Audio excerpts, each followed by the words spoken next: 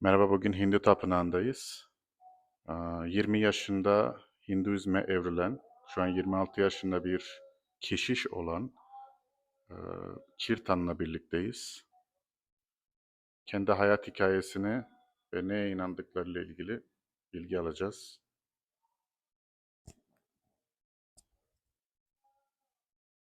So, thank you for having time, first of all. So what you believe, how was your life story? How did it begin? Um, I was born a regular American boy. I was. Um, my mother was a teacher. My father was a mechanic for mining equipment, and regular American life. Raised in the Catholic Church, believing Jesus, who I still believe in. Um, and When I was about um, 10 years old, I started to doubt God and doubt the church and doubt spirituality in general, because I was feeling like I was seeing people in other countries and I was thinking, well, they've never heard of Jesus, so what about them? Do they go to hell? And I never got a good answer on that. And I was also feeling, why are some people born, you know, very rich, and some people born very poor, and some people born in America, and some people born in, a very poor country, and why are some people suffering and some people not suffering? So it seemed that God was unfair, and I was very disturbed by this, and I wasn't experiencing a depth of spirituality in the people around me, and so I rejected religion at about age 10, 11, and then at age maybe 13, I started meditation. I got into Buddhism a little bit, and I really liked it and enjoyed that. And when I was about 15, I had came across the Bhagavad Gita, which is the oldest spiritual text on the planet and the most enlightening and concise spiritual book there is. When Bhagavad means God and Gita means song, and so Bhagavad Gita is basically the philosophy of Buddhism, but with more detail and um, with more knowledge implicit. And so the Bhagavad Gita answered every single question I ever had about God. Um, because first, premise of Bhagavad Gita is that you're the consciousness, you're the soul within the body. You're not the body, and the body is changing. The body is always changing. You had a child's body, and you had a child's mind, and then you had a boy's body and a boy's mind, and then a youth's body, a youth's mind, and a man's body, man's mind. The mind and body have changed. So if the mind and body have changed completely since you were a boy, what is the same? What is the same? What makes you you? If your mind has changed and your body has changed, what makes you you? And the answer is the consciousness or the soul within that body, which doesn't change. Bhagavad Gita describes that very elaborately, how the observer within the body doesn't change. But because we live on the temporary platform, because we're affected by what in Sanskrit is called Maya or illusion, because we're affected by that illusion, um, we identify with the body. We identify with being Turkish, with being American, with being male or female, black or white, Christian or Hindu. We identify like that. And therefore, we have to suffer karma. And these false identifications, they don't only cause problems in this world, but they cause us problems. Because we're seeking happiness, because we think we're this body, we're seeking temporary happiness. We know the body's temporary. And we know that we're eternal. We know that the soul's not changing, but the body's changing. So how could we expect to have satisfaction of the soul if we seek happiness of the body, of that which is temporary? So therefore, the pleasures of this world, the money, the sex, the drugs, whatever it is, those things don't give full satisfaction to the soul. And that's why no matter how much of those things we have, People in America aren't happy, and people everywhere, no one's happy because they don't know what real happiness is. Although we do have the opportunity to know what real happiness is, which is good. And so, therefore, based on the consciousness we've created and the desires we've cultivated in our minds, we have to take another birth. And so, if I've cultivated the consciousness and the karma to take a birth in a higher place, then I will. Or a lower place, I will. If I've cultivated the consciousness of an animal, I never asked who I am. I never cared to know God. I just basically cared about eating, sleeping, and having sex, and fighting. If I cultivated the consciousness of an animal, then I will have to take a body of an animal. So if you do meditation enough, would you, will you able to know before your life, before you were born, who were you? There are people who have experiences of past lives. That's and yeah, there are people who do have that experience, but that's not something that is so important to us, because basically who you were doesn't make so much of a difference. Rather, what's more important is where am I going? And so, what is the meaning of higher place, next or life, even in how are this you life. gonna stop it? And how would you know it will be your last life? Okay, so you've brought up another point, is that the goal is not to reincarnate again. We want to get off this cycle of what in Sanskrit is called samsara, means the repetition of birth, death, old age, and disease. Because if you have a material body, there's certain implicit problems. If you have a material body, there's certain problems that we don't like. One of them is death. No one wants to die. That's why we're so sad when someone dies or when we have to die. We become disturbed because we're not meant to die. You're an eternal being. So death is unnatural for you. That's why death is so disturbing. It's unnatural for the eternal soul. It's unnatural because we want to enjoy perpetually. You want happiness perpetually, but in this world you can't have happiness perpetually because you live on the material platform, not the spiritual platform. Old age, we want something permanent. No one, when someone falls in love, they want permanent love. They don't want to ever get a divorce or break up. When someone they love their mom and dad. They don't want mom and dad to leave. Or when someone finds a nice place to live, they don't want to have to leave that place, but eventually they have to leave that place. So we don't want a circumstance that changes. We want an eternal circumstance that also gives us happiness. So therefore, we don't like old age. All the bodies become old. And we don't like to become sick. We don't like disease. Birth, death, old age, and disease. These are the problems of existence. But people aren't trying to solve this problem. Materialistic people aren't trying to solve the problem of birth, death, old age, and disease. Rather, they're trying to cover up that problem by drugs, intoxication, money, sex, whatever it is. They're trying to ignore that problem. So how do you get off the cycle of birth, death, old age, and disease? That's the goal of life. How do you stop this cycle? And so you have to live in such a way that you don't acquire good karma or bad karma. Because if you live in such a way where you're acquiring bad karma, which we would call actually vikarma, if you live in such a way, then you're going to have to take a lower birth, whether that's on this planet or a lower dimension, because there are lower dimensions that are also material. And in these lower dimensions, there is birth, there's death, there's old age, and disease. Just like we have a planet Earth, there's another lower planet. And in that lower planet or that lower dimension, there's also birth, death, old age, and disease, although the circumstances are much more harsh. Lower planet means animals? Not, it could mean that animals are on this planet, but actually lower dimensions, like a different space, different dimension, different lower other place in this dimension right now I cannot understand, maybe like physically or like we mean like you can say hell. You can say hell, but not an eternal hell like in the Christian or Islamic world, like a hell that someone is born into. So just like in America is a very nice country, and then there's also very, very hellish countries. So in the same way, this is a very nice planet relatively, and then there's very hellish planets, and even lower, there's more hellish planets. And so beings that have lived a certain quality of, evil or ignorance, they will take birth in those lower dimensions. What about higher? There's also higher planets. You can say there's heavens. In Islam, they have 7 hells and 7 heavens. I've heard. That's also in the Vedas. There's 7 hells and there's 7 heavens. That's also from the Vedic perspective. The Bhagavad Gita, Srimad Bhagavatam, speaks of 7 lower dimensions and 7 higher dimensions.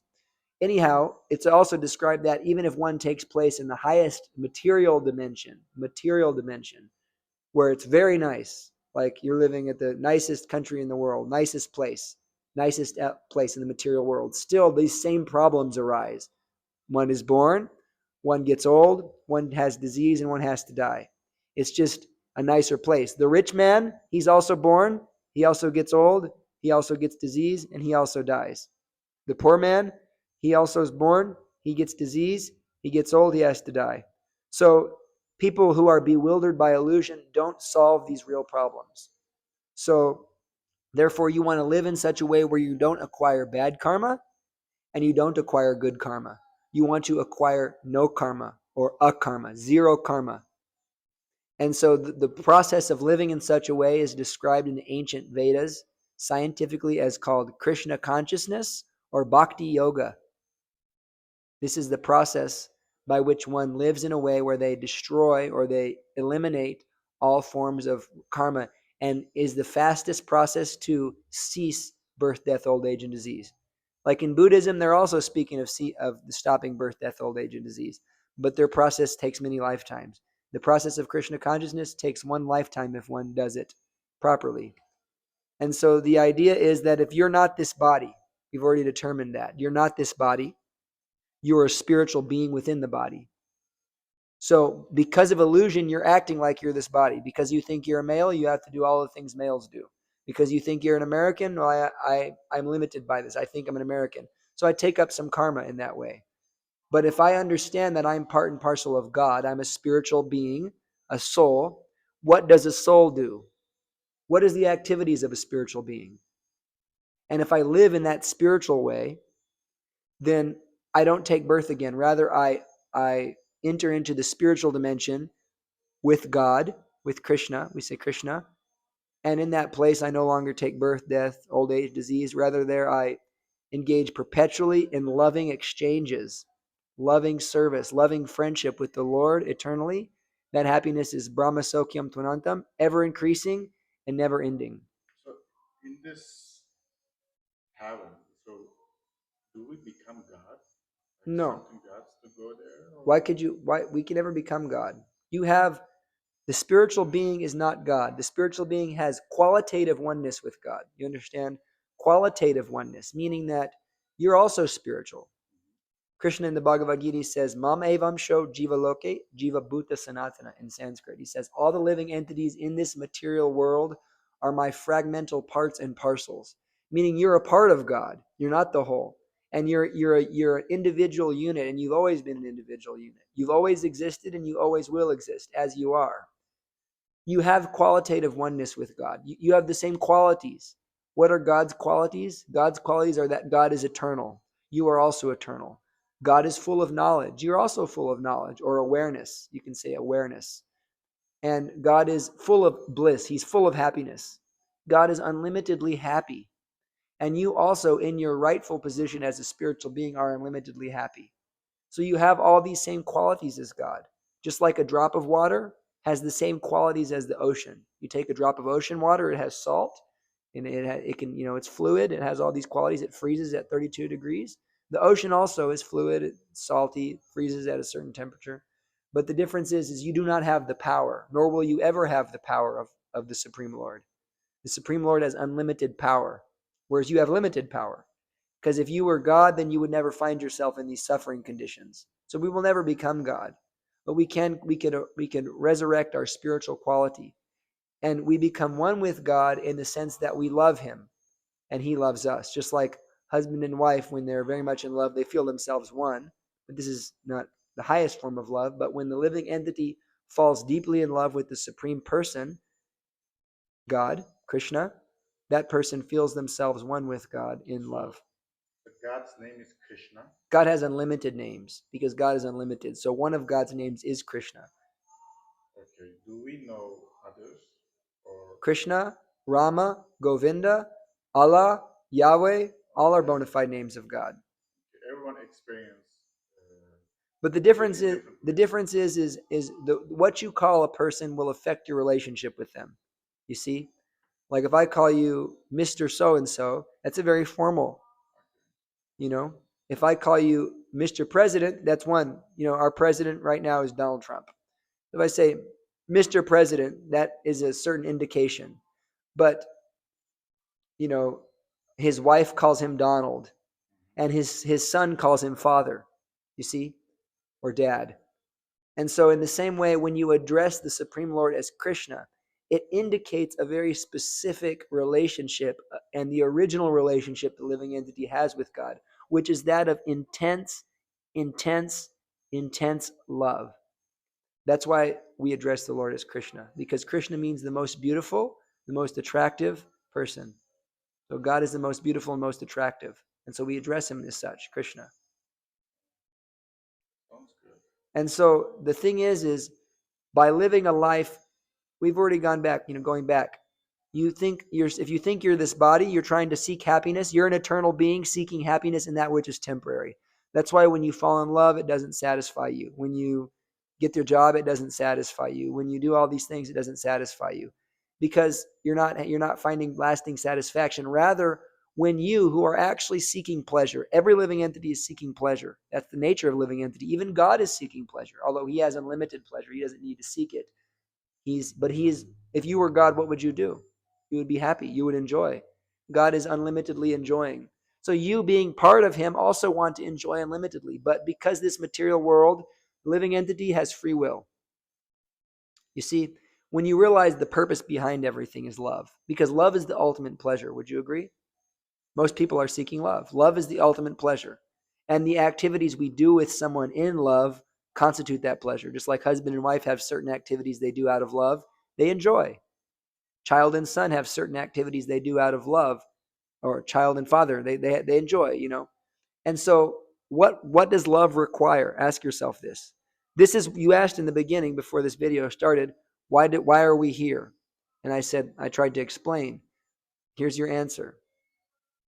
You have to have 3 things for love to exist. 4 things, you can say.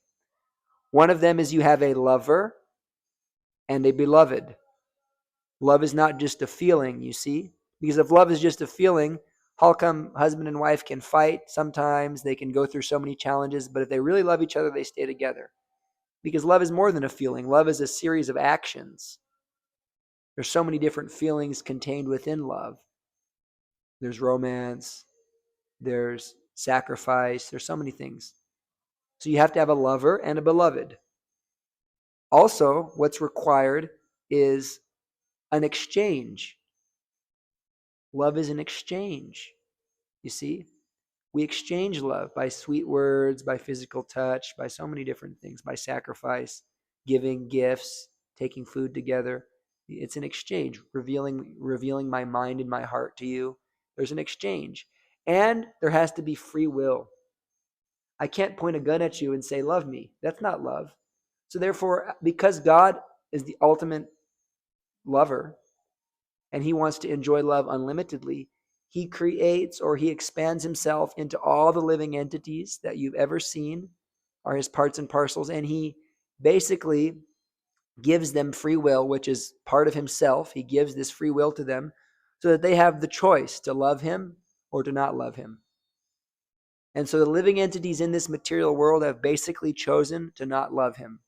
And he says, that's fine if you don't love me and you want to be envious of me, you want to be me. You can come to this material world and you can, there's 14 dimensions here. You can do whatever you want to do. But be warned, if you hurt someone else for your own pleasure, you have to suffer the results. That's my only rule. And so in that way, the living entity comes to the material world and becomes entangled in karma and becomes entangled in the cycle of birth, death, old age, and disease, samsara. And he can stay here for millions, trillions, and trillions of lifetimes because of this karmic entanglement. And only when the living entity sincerely and seriously calls out to the Supreme Lord can the Lord sever that cycle of birth and death and relieve one of one's karma. So that living entity, when coming to the stage of Krishna consciousness or bhakti yoga, he realizes himself that I'm not this body. I'm not this mind. I'm not a Catholic. I'm not a Christian. I'm not a Hindu. I'm not a Jew. Rather, I am a part and parcel of the Supreme Personality of Godhead, and I have a relationship with him. And therefore, let me engage in that loving relationship once again. And so by engaging in that loving relationship with the Lord once again, now I'm no longer living like a Hindu, Christian, Jew, Catholic, white man, black man, American, Indian. I'm living like a part and parcel of God. See, because the all these things, they have their things they do. Americans, they vote and they watch football, American football, and they have their activities. But a soul has its activities. The soul exists to love God. You see, the soul exists to love God. And I don't mean just like love like in fear and bow down before. I mean love like a lover, like a friend, like embrace, like my best friend, someone I laugh with, someone I joke with. This is the type of love I'm speaking of with God. The soul exists for that reason. That's why you're seeking love. That's why we have romance in this world, because the original romance is with God. That's why you have friendship in this world, because the original friendship is with God. That's why you love your children, because the original child-parent relationship is with God. And so all these relationships come from God. But we seek them in a temporary form through the body. Rather, when we seek them through the spirit, by living in Krishna consciousness, those relationships become fully satisfying and they transcend the body. They transcend the body. And so a person who lives in such a way realizes, I'm not this body. So the body is suffering. The body's getting sick. The body's getting old. But such a person is so fixed in their consciousness that they understand, and they have their relationship with God is so visceral and so real that such a person, upon leaving their body, is fearless and enters into the spiritual kingdom, not to take birth again, never to take birth again, rather to engage in loving service to the Lord perpetually. And so the practice by which one achieves this is, first and foremost, hearing this knowledge, and second, but also equally powerful, is to chant God's names, which is a universal principle from all spiritualities. One should chant the name of God. I'm going to ask you about it another episode. We should make it. So God loves us equally. Everybody equally. Okay. So do we need to do to improve ourselves, to improve our relationship with Him, or do we only need to realize? We only need to realize it. But that realization comes with, certain activities, certain things that are required. How? What kind of activities? Because what are the activities of a person generally? Praying, talking. Generally, praying is something separate. Generally, people are seeking to do four things. They're seeking, first and foremost, they're seeking to fulfill their lust. They want to fulfill lust, whether that's sexual lust or just material lust in general. They want to enjoy. They're seeking economic development. They want to make more money. They're seeking just becoming a good person. Even they want to just be a good person. They don't want to think about God, but let me be a good person. And they're also thinking about how to become free from. They want to become liberated or enlightened or saved, as the Christians say. So our spiritual path rejects these four things: kama, lust; artha, economic development; as dharma, or just mundane religion; and moksha, or liberation. Because all these things are based in selfishness, you see. Fulfilling my lust, that's selfish. Trying to make so much money just for my own enjoyment, that's selfish. Trying to just be a good person, so look at me, I'm a good person, that's also selfish. Even wanting liberation, you see. Like if I'm just doing this whole thing because I want to be saved, because I don't want to take birth again, that's about me, you see. I'm thinking about me. Rather, a devotee of God, or someone who practices the Bhagavad Gita, a devotee of God, his only purpose is to love my beloved. Let me suffer. Let me do whatever happens to me, let it happen to me. But let me love you. Let me become completely selfless. Let me stop thinking about myself. And because a person thinks like that, they automatically get fulfillment of all desire. They automatically become liberated. Liberation is a byproduct of bhakti, or love of God. And so one has to resurrect that relationship by ceasing material activities, which is what Buddhists call nirvana. But that's only a certain level. It only comes to a certain level. I've ceased material activities, but I haven't begun spiritual activities. So if you cease material activities, you're liberated. But it's very difficult to do. But rather than ceasing material activities, you can cease them by beginning spiritual activities, which is a much higher stage. So spiritual activities mean activities done in loving service to God. That's called bhakti. So praying to God selflessly, glorifying Him, chanting His names, teaching others about Him. There's a whole science behind that. That's a whole other class. How do you do this? But the most basic process, if you want to realize this truth extremely fast, is you chant God's names. Hare Krishna, Krishna Krishna, Hare Hare, Hare Rama, Rama Rama, Hare Hare. If you chant God's names, you can actually enter onto the spiritual platform very fast. Because God and God's name are non-different. The God's name is holy. And so when you chant God's name, you enter onto the spiritual platform. And so, therefore, by chanting the name of God or the name of God's pure devotee, you can enter onto the spiritual platform. And you'll immediately experience, because as I said, I don't believe in faith. I believe in faith in the beginning. I mean, you may have some faith after hearing what I've said today. But once you start chanting the name of the Lord, what happens is it becomes very clear that the Lord is real. Because the Lord acts in your life in a miraculous way. He takes away the lust. He takes away the greed. He takes away the anger, the hate. He takes away those things from your heart, which is miraculous in itself. He gives you a beautiful life. And we understand factually that we're not going to take birth again. And I'll give an example. We can understand that the sun is going to rise before the sun rises. We understand that because we see the light. We see that the flowers are opening up. We see that the birds are chirping.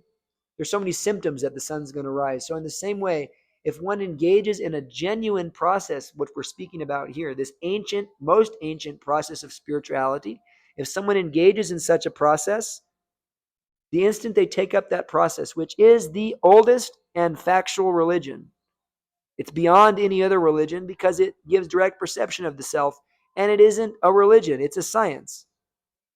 You can call God something else if you like. The same process will apply. This is a scientific process because you're going beyond identifying as a Christian, identifying as a Hindu, identifying as a Jew.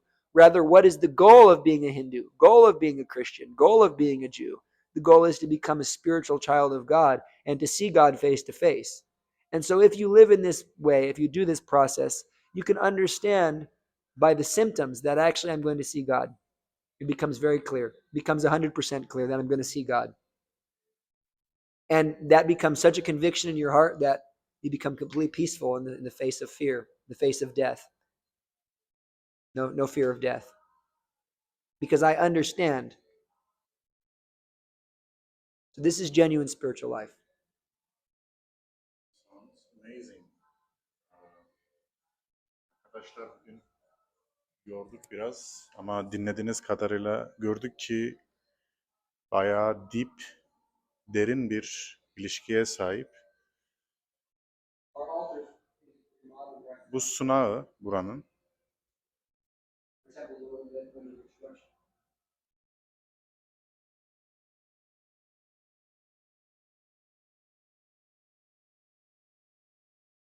daha farklı sorularla yeni bölümlerde karşınızda olacağız.